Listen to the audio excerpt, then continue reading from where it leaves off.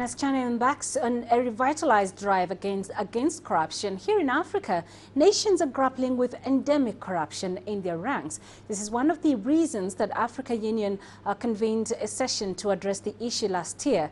Well, there are a few countries that are keen on combating this. One such is South Africa's Cyril Ramaphosa, who has made it his mandate to end corruption in his nation. Maybe it is time African states borrowed the lead from China in combating this crime, which threatens an entire generation. Indeed, corruption is a matter of concern for all, for it has been blamed for stifled growth on the African continent. Let's get you more on this from Dr. David Monyae, who is a China-Africa relations expert and co-director at the University of Johannesburg Confucius Institute. Dr. Monyae, thank you for joining us. What's your take on China's new state organ, National Supervisory Commission? To what extent do you think this system will work in tackling the problems such as corruption and power abuse? I think this is a very good initiative. It's quite uniquely Chinese model that goes with the developmental state in China. As China develops with one belt, one road, and all other complex involvement all over the world, I think the question of corruption becomes quite central. It is helpful to monitor, evaluate what officials do to avoid rampant engulfing corruption, which was the case in the past. And this also is very useful, particularly on the African continent, that as Africa watches China strengthen its own state and deal with problems of abuse of power and corruption in particular, there are quite a number of good lessons to learn from China. Now, many African countries share similar governance problems with China. Anti-corruption was a major agenda on the last AU meeting.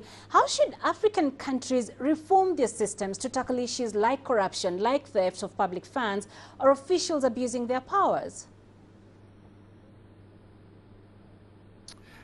The question for Africa, it's a question of strengthening state institutions.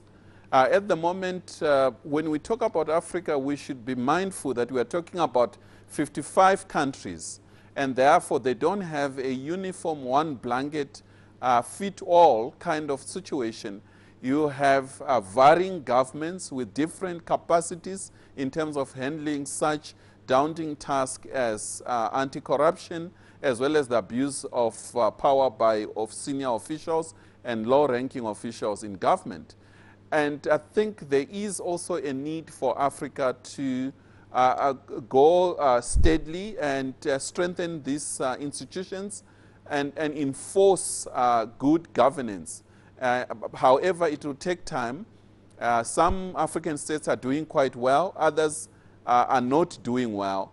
The good news is that at the African Union level, I think you have an APRM, Africa Peer Review Mechanisms, in which it's an institution that monitor and evaluates how fellow African countries are doing in terms of their policies and needs and perception by individual nationals in any given country, and a report is generated which could be taken by that national government or not. At the moment, the systems which are in place in Africa are a bit loose, and there's a need to tighten that by having quite strong institutions that can have punitive measures, and also have, as the Chinese have done with their NSC, to have much more legal binding inserted into the constitution. I think it will give these agencies much more power.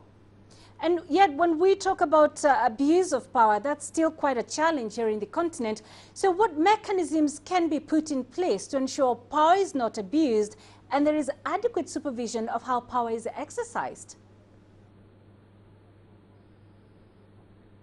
What we have on our continent, as I've already mentioned, we have quite a number of countries, but most of these governments, their lifespan is 5 to 7 years, and some of these institutions you might see quite strong under one regime, but the moment there's a change of power, there isn't any consistent in terms of moving as well as strengthening of some of these institutions. The second challenge that we face are the perception that institutions as one in China are perceived to be used for political means, that sitting governments might use that to suppress and really deal with their political opponents in the country. So there's these challenges that you need a consensus at a national level as well as a continental level to support initiatives that institutions are apolitical. At the African Union level, I think we have the African Union Public Service Charter that speaks to some of these issues in terms of the ethics in which African public service individuals should behave. They need to be partisan. They need to protect the interests of individuals instead of politicians. So we have systems, we have certain documents, but they're not really looked after in a manner that deals with the crisis of corruption. All right, Dr. David Monyae in Johannesburg, thank you, sir, for your time.